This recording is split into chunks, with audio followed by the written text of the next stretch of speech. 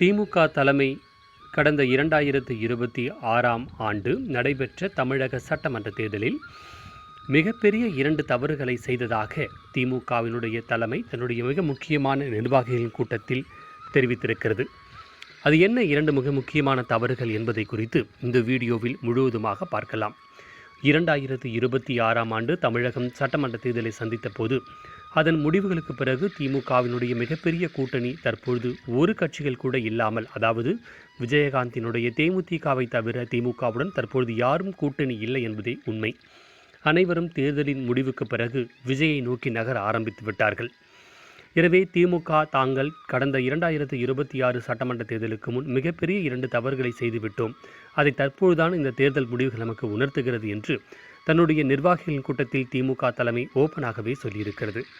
அதில் ஒன்று, மதிமுக போன்ற கட்சி தொடர் தோல்வியில் இருந்தபோது 2019இல் அவர்கள் தன்னுடைய கட்சியுடன் கூட்டணி அமைத்து ஒரு நாடாளுமன்ற உறுப்பினர் பதவியும் ஒரு மாநிலங்களவை உறுப்பினர் பதவியும் வழங்கினோம். 2021 சட்டமன்ற தேர்தலில் அவர்களுக்கு 4 சட்டமன்ற உறுப்பினர்களை உருவாக்கி கொடுத்தோம்.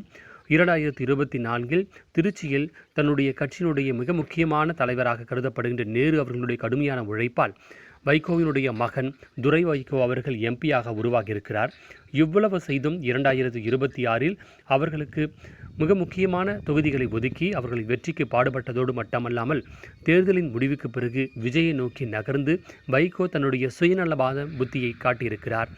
இந்த வைகோவுக்காக மதிமுகவில் கருத்து வேறுபாடு ஏற்பட்ட மல்லை சத்யா அவர்கள் திமுகவில் இணைவதற்கு தயாராக இருந்த தருணத்தில் எங்களுடன் வைகோ மதிமுக கூட்டணி இருக்கிறது, இந்த சமயத்தில் அந்த கட்சியிலிருந்து நீங்கள் நீங்கி எங்கள் தலைமையை நோக்கி நகர்ந்தால் எங்கள் இரு கட்சிகளுக்கும் மனக்கசப்பு வரும் என்று மல்லை சத்யாவின் இணைப்பை நிராகரித்திருக்கிறார் மு.க.ஸ்டாலின்.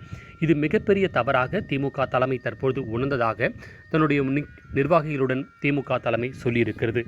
இதையெல்லாம் கடந்தும் பாட்டாளி மக்கள் கட்சியினுடைய தலைவர் டாக்டர் அன்புமணி ராமதாஸுக்கும் அக்கட்சியினுடைய நிறுவனர் டாக்டர் ராமதாஸ் அவர்களுக்கும் மனக்கசப்பு ஏற்பட்ட போது ராமதாஸ் ஒரு தனி அணியாகவும் அன்புமணி ஒரு தனி அணியாகவும் செயல்பட்டார்கள் தேர்தலுக்கு முன். இந்த சமயத்தில் பாமக நிறுவனர் டாக்டர் ராமதாஸ் அவர்கள் திமுகவுடன் கூட்டணி வைக்க தயார் என்றும் அவருக்கு சுமார் 5லிருந்து 8 தொகுதி வழங்க திமுக தலைமையும் தயாராக இருந்ததாகவும் ராமதாசும் அதை ஒப்புக்கொண்டதாகவும் தகவல்கள் தெரிவிக்கிறார்கள். அதன் பிறகு திமுக கூட்டணியில் இருக்கின்ற விடுதலை சிறுத்தைகள் கட்சிக்கும் மிகப்பெரிய மனக்கசப்பு ஏற்படும். எனவே விடுதலை சிறுத்தைகள் கட்சி தொடர்ந்து 2019, 21, 24 நடந்த தேர்தல்களில் திமுகவின் கூட்டணிக்கு தலித் வாக்குகள் அதிகமாக பயன்பட்டது. ராமதாஸின் வருகையால் தலித் வாக்குகள் சிதறும், விஜய் வந்திருப்பதால் தலித் வாக்குகள் நிச்சயம் விஜய் நோக்கி நகர்ந்துவிடும், அது ராமதாஸின் வருகை மேலும் உறுதிப்படுத்திவிடும். எனவே ராமதாஸ் அவர்களை திருமாவளவனுக்காக நிராகரிக்க வேண்டும் என்று திமுக தலைமை முடிவு செய்திருந்தது. ஆனால் அந்த முடிவு மிகப்பெரிய தவறாக தேர்தல் முடிவுக்கு பின் தெரிவிக்கின்றன. அதற்கான காரணம் 2021இல் வட மாவட்டங்களில் அதிக தொகுதிகளையும் கைப்பற்றியது திமுக கூட்டணி. ஆனால் 2026இல் வட மாவட்டங்களில் அதிக தொகுதிகளை கைப்பற்றியது அதிமுக கூட்டணிதான். அதற்கான காரணம் பாமகவினுடைய கூட்டணிதான். டாக்டர் ராமதாஸ் மிகப்பெரிய அணி அமைக்காததால் ராமதாஸினுடைய ஆதரவாளர்கள் அதிமுகவிற்கும் வாக்களிக்கவில்லை.